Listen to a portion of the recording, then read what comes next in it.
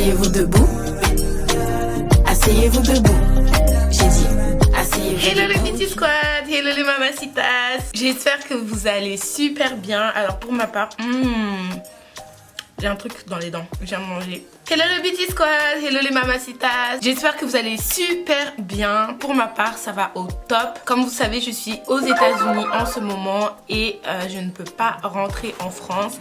D'ailleurs, il faut absolument que je vous fasse une story time vis-à-vis de mon cas ici en France et vis-à-vis de tous les problèmes que j'ai pu avoir avec l'ambassade de France ici aux États-Unis. Donc c'est un petit peu compliqué, mais bon, je vous raconterai ça dans une autre vidéo en story time.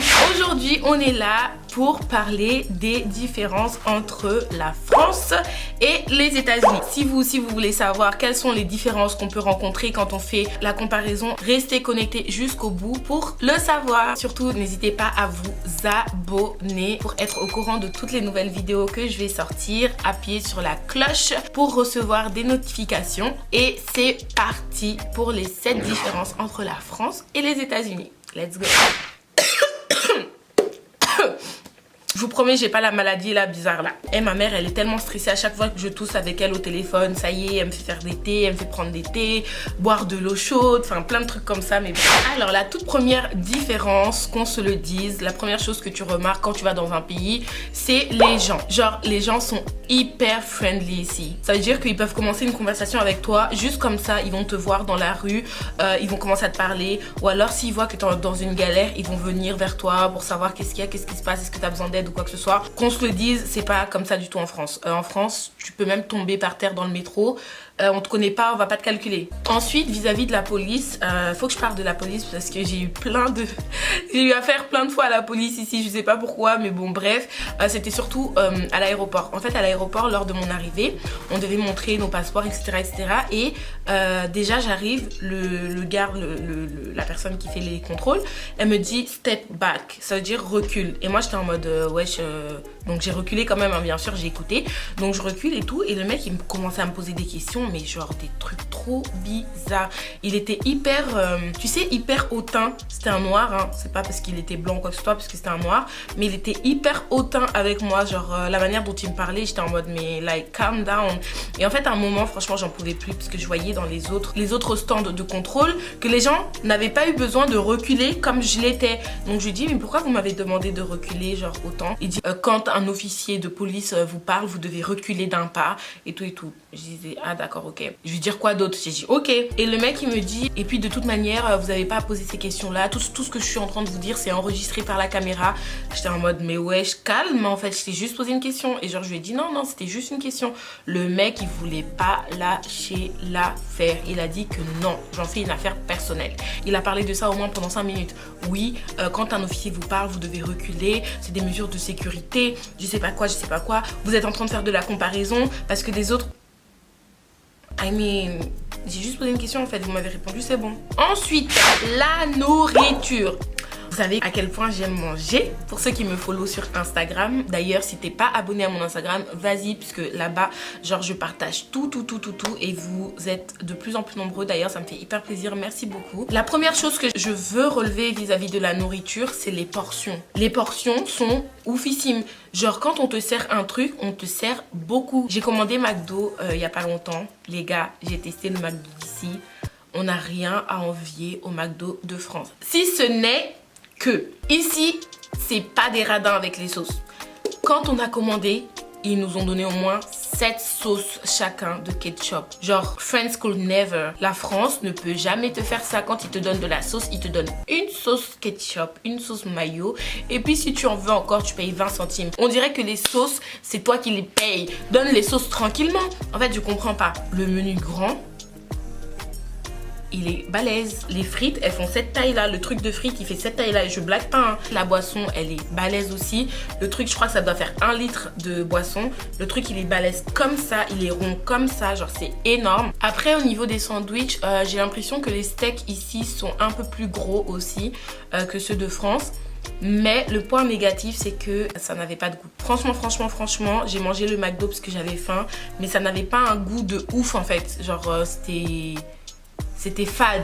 Ouais, c'était hyper fade. Troisième différence, les routes. Les gars, les routes sont hyper différentes de la France. Déjà, les autoroutes, il y a au moins minimum genre 4 voies dans chaque truc et souvent il y en a 6. Donc les autoroutes sont énormes. Tu peux être en pleine ville et il y a un truc avec 4 voies comme si tu étais sur l'autoroute. Et les feux rouges, s'il vous plaît. Est-ce qu'on peut parler des feux rouges ici? En tout cas ici à Washington DC, je sais pas dans les autres villes parce que quand je suis partie à Miami, c'était pas trop comme ça. Mais ici à Washington, les feux rouges, c'est un poteau, un fil qui les raccorde comme ça. Et au milieu, c'est posé 2 trucs de feu rouge. On dirait un truc de Lego. Je vous mets une petite vidéo juste là pour que vous puissiez voir de quoi je parle. Vous voyez les feux rouges, c'est juste des fils en fait. C'est trop marrant et c'est hyper moche.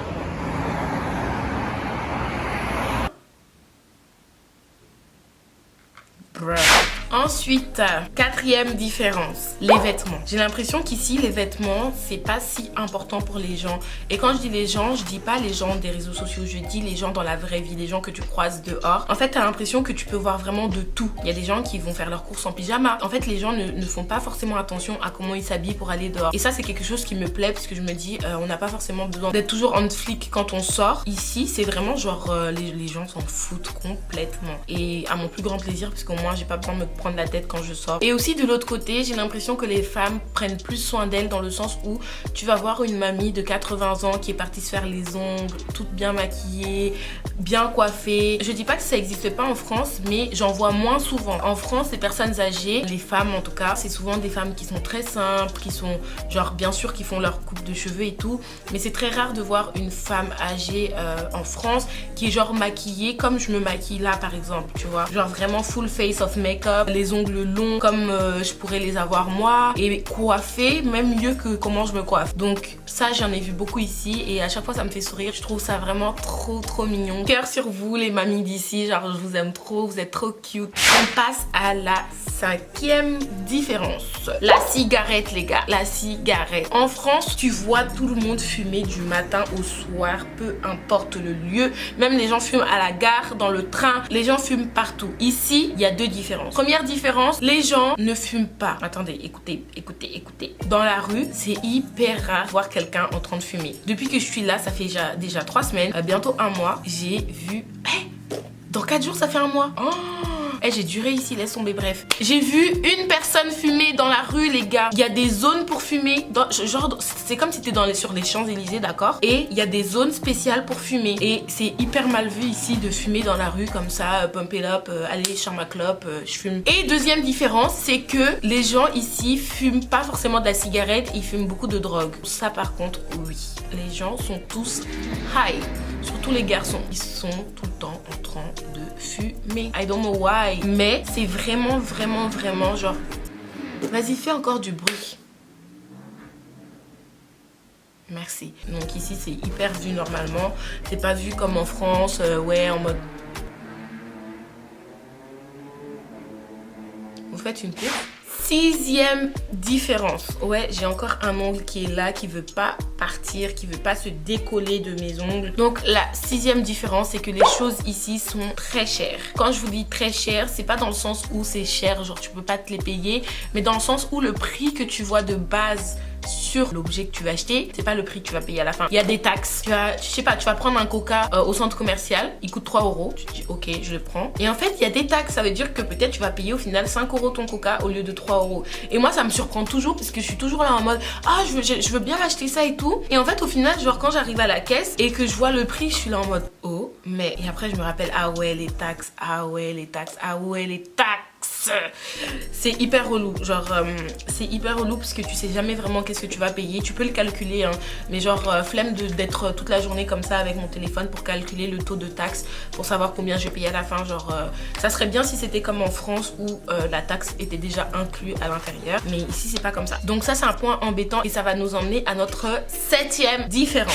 C'est que du coup vis-à-vis des taxes, il y a aussi des pourboires ici qui sont laissés aux serveurs. Les pourboires sont obligatoires. Ici, tu laisses pas de pourboire. Comment on va te juger? On va te juger. C'est hyper mal vu. C'est en mode vraiment zéro respect. Mais il faut savoir que les gens sont rémunérés ici à travers leur pourboire. Ça veut dire que les serveurs, ils touchent peut-être genre allez, 70 € ou 100 € par mois payés par leur employeur.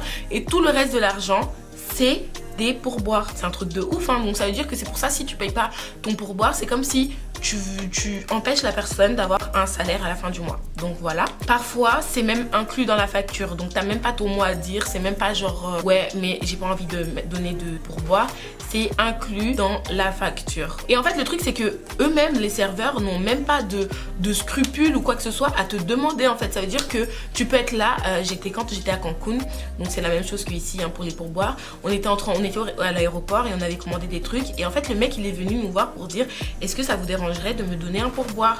Et genre, nous, on était là, non, pas du tout et tout et tout. Et genre, il était trop content, genre, ok, merci beaucoup, nanana, it's good et tout, tu vois. Donc, en fait, ils ont même pas de scrupules de demander, ouais, pour les pourboires, c'est vu hyper normal, tu vois. Alors qu'en France, va demander un pourboire en France.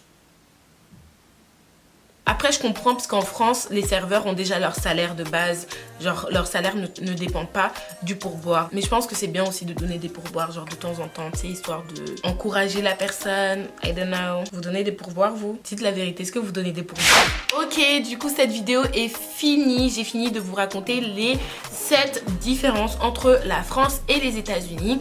J'espère que vous avez apprécié cette vidéo. Si vous avez liké la vidéo, surtout, n'hésitez pas à liker, vous abonner et mettre un petit commentaire dans la barre de commentaires. Et je me ferai un plaisir de vous répondre. So, n'hésitez pas. Je vous fais des gros bisous le Beauty Squad et je vous dis à très bientôt pour de nouvelles vidéos. Stay tuned. Bye bye. Mouah.